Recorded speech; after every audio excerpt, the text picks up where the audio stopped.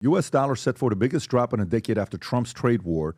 Again, we're on the same topic, but it's now the dollar. People are concerned, is there a real issue here or not? Here's what it means for your wallet, folks that are listening. Okay, so let's go through it. Here's what it means for your wallet. Jake, if you need to do your thing, do it now because I'm going to go to Jeff first. Okay, yeah.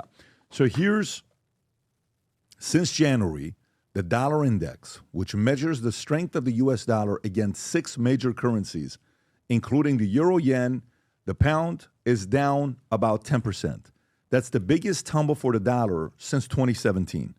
Some everyday products are set to get more expensive. At the same time, the dollar slump could help American companies sell more abroad and even support job growth. Below are cover them in full. Economists point to 2 main drivers behind the slide: Donald Trump, global trade war, and Federal Reserve 3 interest rate cuts, the tariffs, the highest since 1930s, and averaging around 14 to 18% combined with lower interest rates, have made the dollar less attractive to global investors, pushing its value down. For U.S. shoppers, the most immediate downside shows up at the checkout counter. When the dollar weakens, it takes more cash to buy goods made overseas and reiterates usually pass those costs onto their consumers, retailers.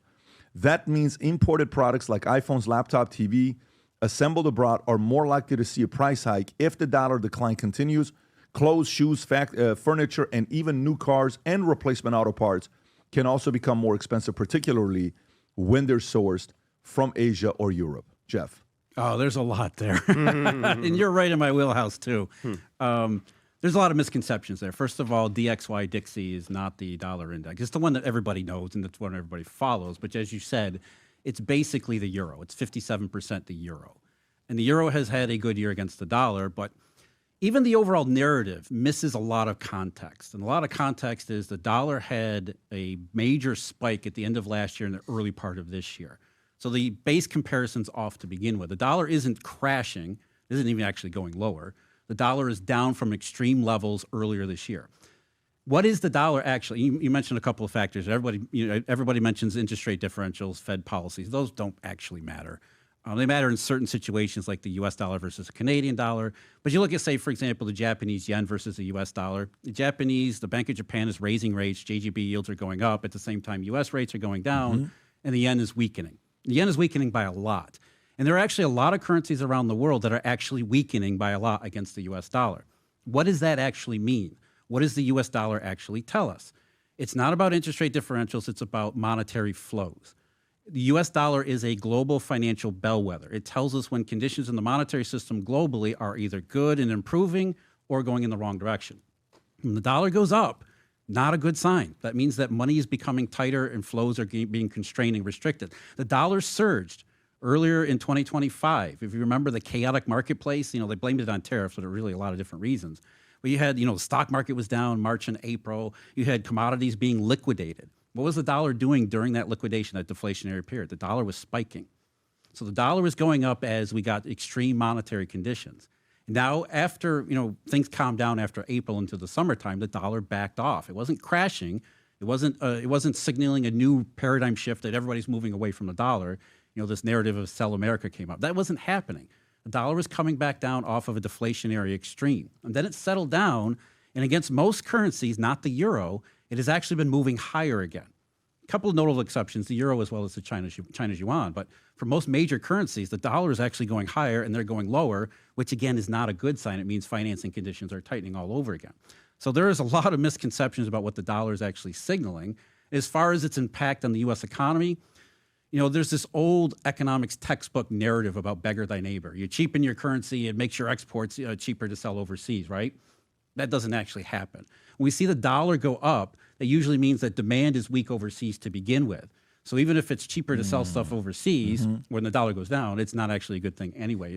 It means that global economic circumstances in very broad terms are less than ideal and getting worse. So there's a lot of misconceptions when it comes to the dollar. Brandon, where are you at with this?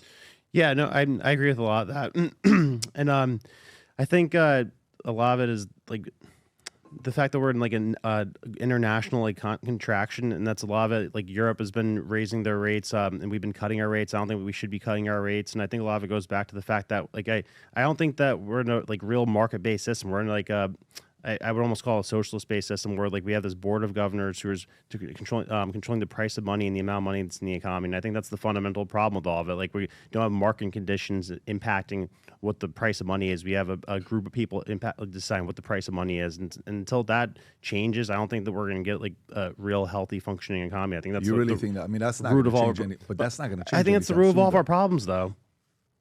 Like, Right. You really trace all problems back to the fact that it's the price of money is the most important thing in the economy, and right now it's a socialist structure how the price of money is determined. But do you think that's going to change? No, but I think that's the root problem of Well, I everything. totally get the root problem, but is it going to change? Is the question. No. Tom, your thoughts? So there's a couple angles here. To kind of just sort it all out for the average consumer, it is good when the dollar is stable, because the dollar is what everybody looks to as a when you hear the words reserve currency, or you hear, as Jeff said, global bellwether. A stable dollar stabilizes markets, and that's good for consumers on both sides, meaning German consumers who are importing our stuff and Americans that are importing German stuff. So a stable dollar is good. There's a lot of factors that go into it right now, but there is a simple truth that when we lower interest rates, it does make the dollar relatively less attractive as an investable, because the U.S. government is going to pay you that interest rate if you buy those T-bills. But by the way, you have to remember, we talk all about that the number one owner of T-bills is Japan and things like this. But you know what the number one buyer is? U.S. I think 60% of it is bought by our states, if I'm correct, bought by the private. individual municipalities and states that have, it's like Florida has excess money. They buy T-bills at that rate. And so I think the headline, oh, the dollar is going to drop. What Jeff said is very important. It's like, was it bad when the headline said inflation is dropping from 8% down to 4%? No, that was actually good news, and it meant that inflation was getting back to historically controllable levels. That's what happened with the dollars. So in many ways, Pat, this is a big headline. Oh, the dollar is dropping, dollar is tanking.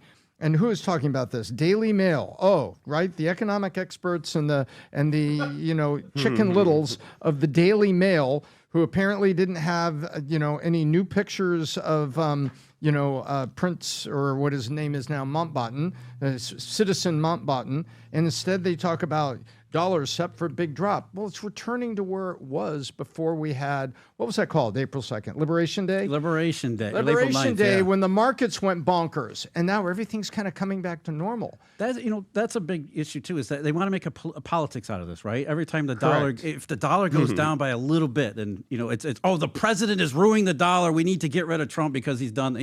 The Treasury market is blowing up because Trump is doing this and doing it's.